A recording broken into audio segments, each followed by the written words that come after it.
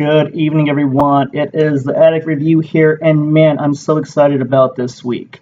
Finally, 27 years in the making, we have the infamous, the nefarious Pennywise the Dancing Clown coming to the big screen with an R rating. I can't even say how incredible this is to go see. So we all saw the original miniseries, and for the most part, we can agree that it was pretty freaky. It was pretty scary. But let's not get too ahead of ourselves. It was still a two-part miniseries on ABC. So that means it was very limited in what it could showcase, what it could say and do, and even produce as far as like gore and true just like slasher shit that we like to see in scary movies. Now I know that it's not really a slasher theme, but it's got slasher elements to it, and a lot of that was withheld because you can only show so much on a family network like ABC. Now Pennywise, when he came out, dear Lord, his performance was so iconic that we're still talking about it. Tim Curry, was a hero for what he did given the situation. What I mean by situation is this new movie that's revamped and looks a lot darker and scarier is splitting fans down the middle, which is incredible. We have one side, like me, that appreciated the miniseries for what it was and can't wait to see director Andy Mancini and Bill Skarsgård take on the tall task of Pennywise. Can't wait for it. Then we have this side over here, the purists, that have a difficult time of letting go of Tim Curry playing Pennywise. A lot of people, unfortunately, have over-romanticized that series. And let's talk about it because, honestly, guys, even IMDb doesn't have it that high. And normally I don't agree with IMDb, but at the miniseries, it was okay. It was good for what it was at the time. At the time, there was a lot of luster in the horror scene. So this came around and knocked everyone's boots off because, hey, we got a scary clown, and Tim Curry is just slaying it. Now, Tim Curry slayed it. I'm not taking away from his performance, but let's look at it. You have 1,200 pages of content jacked into 6 hours with commercials, and most of it isn't even derived from the book itself. It's just made up.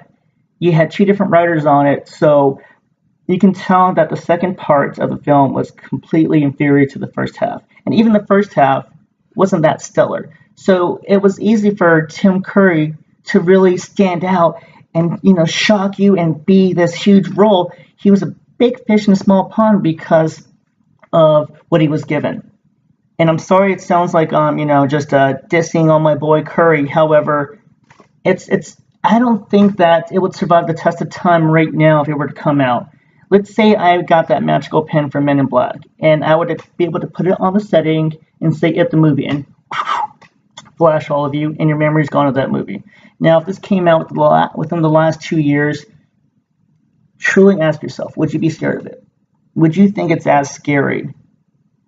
The answer, and I know you don't want to admit it, but it's going to be no.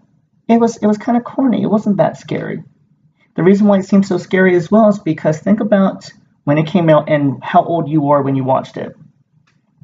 Most of us watched it between the ages like 6 and 11. I know I was probably about 7 or 8 when I saw that movie. So of course, my little young developing mind was petrified.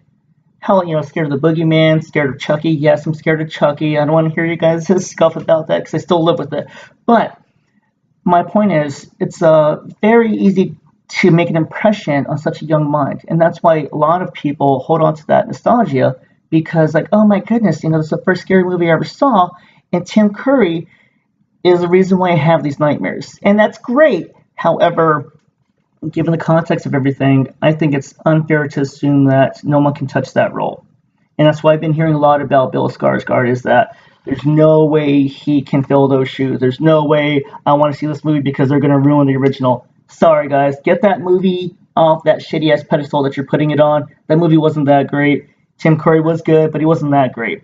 I think already Billy Boy Skarsgård is showing a lot of potential. He researched it, he did his homework, and he delved into the character of Bob Gray, a.k.a. Pennywise, and he looks phenomenal.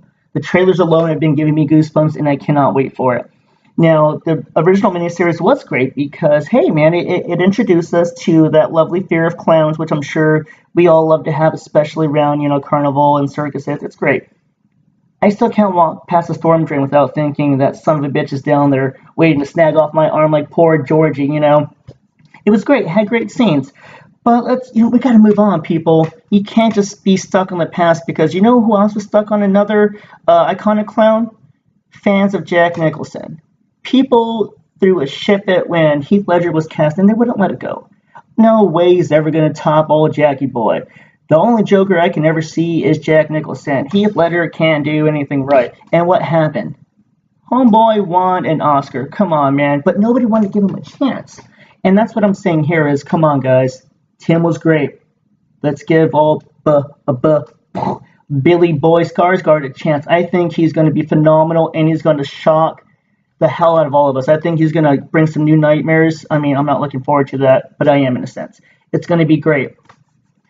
Its revamp for 2017 is going to be monumental because, like I said in my previous video regarding Scream, how it brought life back into the horror genre. That's what this movie is doing right now because for a little bit we were on a high tide, and like the Bungie effect, we started going on a downhill slide.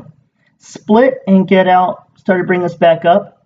However, I think with Stephen King, with The Mist and everything else, I think that it is going to finally catapult us. And after this movie and the success and how well it's received by critics and audiences alike, I feel that we're going to have an amazing resurgence of good writing and good directing. So this movie is, there's a lot on the line.